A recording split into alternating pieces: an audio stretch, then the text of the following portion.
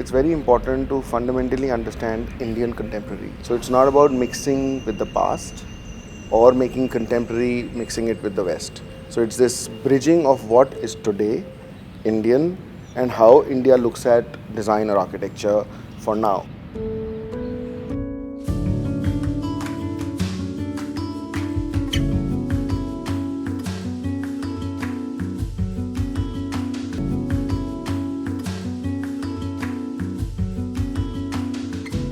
So the client had a very interesting, specific, brief point where he said that I come back home every evening and I want to party every day in a distinct space. So you had to make 7 distinct party or living spaces for 7 days. So whether it was a pool corner or it was an amphitheater for jamming or it was a basement with a proper living sit out or a bar which was elaborate with a home theater, all of them had to be distinct, stitching the part of the narrative of course, but still have their own uniqueness to it.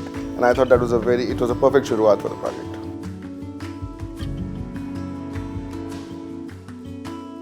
If you look at outside, you have the context of a typical street with bungalows as pretty much row houses.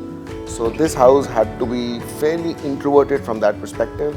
It had to be very clean and bold. So in a street, it stands out just as a clean block of concrete.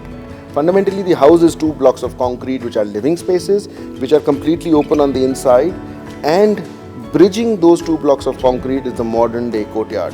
And modern day courtyard basically means it's green, it's a space for common interaction, it's a lot of light, but it's air conditioned. And that's why the courtyard kind of became like a bridge with greens and the outsides kind of expanding outside. And that extension, that entire connection is where life happens.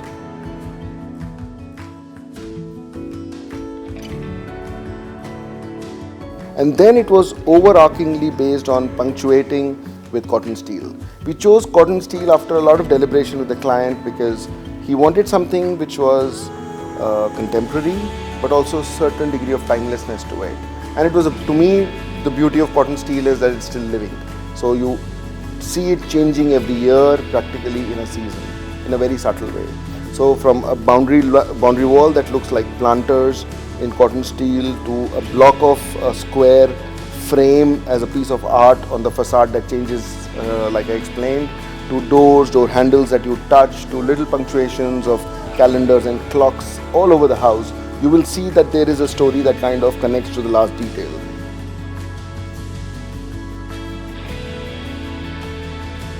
So if you look at the lower space, unless I tell you it's a basement which is 15 feet down, you wouldn't get to know. It's the most casual, simple way of entering very gradually, almost seducing people into the space.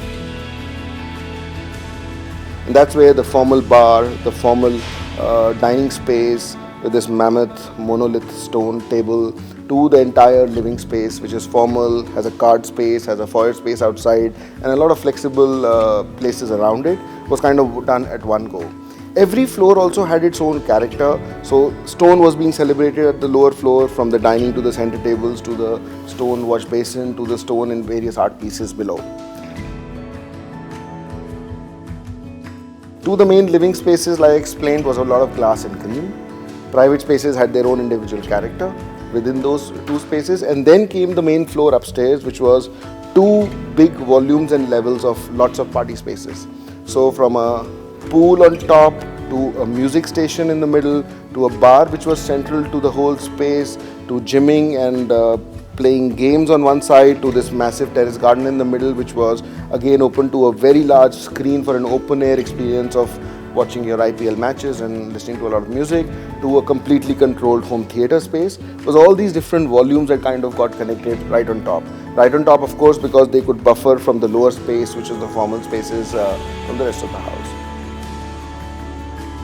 So the big unique difference is that there is no vertical shaft that connects the whole house except a lift core. So you've got a large stair which kind of connects the main volume to the lower basement, but you've got this one wooden spiral that connects, a very large comfortable spiral that connects the 2 living spaces.